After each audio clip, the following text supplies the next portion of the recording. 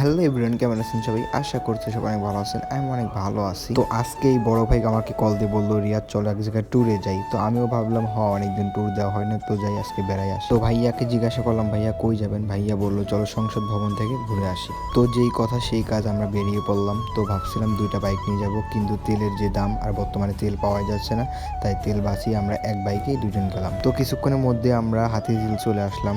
তারপরে যাইতে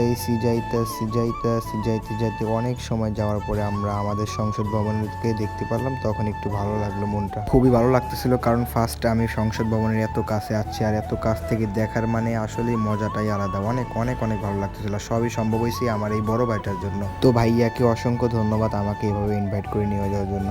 তো তারপর আমরা ভালো জায়গা খুঁজতেছিলাম, ভালো প্লেস খুঁজতেছিলাম, কোথায় আমাদের ভালো পিক তোলার জন্য, মানে ভালো পিক, ভালো লোকেশন না হলে তো ভালো পিক হয় না, তার জন্য ভালো জায়গা খুঁজতেছিলাম আমরা। তো জায়গা পাইয়া গেলাম, কিন্তু ওখানে আরো মানুষ পিক তুলতেছিল, আরো অন্য আপুরা পিক তুলতেছিল। আমারও ভাইয়া যায় তাদের পিক তুলে দিল আরো। তো আমি আর কি করবো, আমি দাঁড়িয়ে দাঁড়িয়ে তাদের কাণ্ড কারখানা দেখতেছিলাম, তারা কিভাবে কোন স্টাইল কি পোজ দেয় রে বাবা, এগুলো দেখতেছিলাম আর ভাবতেছিলাম শালার কি আর কমু ভাই। তো তারপর আমরা কিছু খাওয়ার জন্য সামনে আগাইতেছিলাম, দেখতেছিলাম কি খাওয়া যায়, আসলে কিছুই পছন্দ হইতেছিল না। ঠিক তখনই মনে পড়লো, আল্লাহ আমরা তো গাড়ি তালা দিই নাই, তাই দ্রুত আমরা গাড়ির দিকে রওনা দিলাম।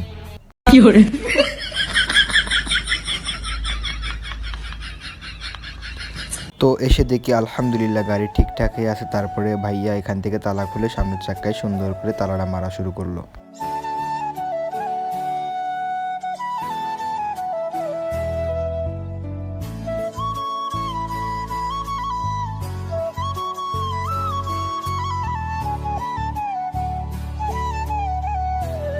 তো তালা দেওয়া হয়ে গেল, আমি হাতে রেনকোটের ব্যাগটা নিয়ে আমিও হাঁটা শুরু করলাম, কারণ রেনকোটটা গাড়ির উপর থাকলে কখন টুক করে চুরি হয়ে যাবে।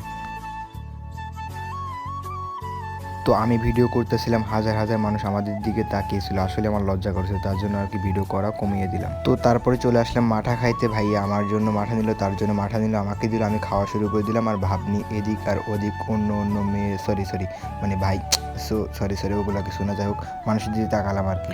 তো খাওয়া দাওয়া শেষ, ভাইয়া বিলটা পেড করে দিল, বিলটা দিয়ে আমরা আবার অন্যদিকে আগানো শুরু করলাম।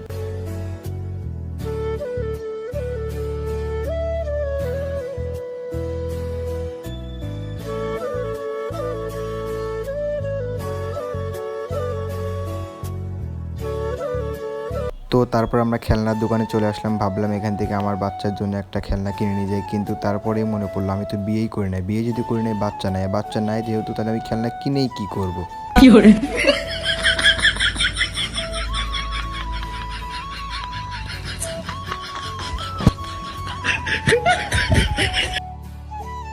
তারপরে দূরে দেখলাম যে সংসদ ভবনের গেটটা, ওখান দিয়ে মানুষ ঢুকতেছে। আমরা ভাবলাম জুম করে দেখলাম যে আসলে মানুষকে ঢুকতে দিতেছে কি না।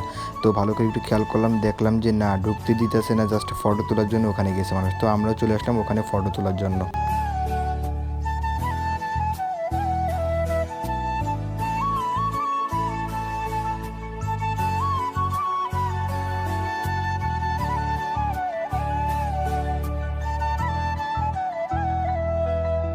তো অনেক কিছু করলাম, ঘুরলাম ফিরলাম, আর তারপর সংসদ ভবন থেকে আমরা বিদায় নিলাম।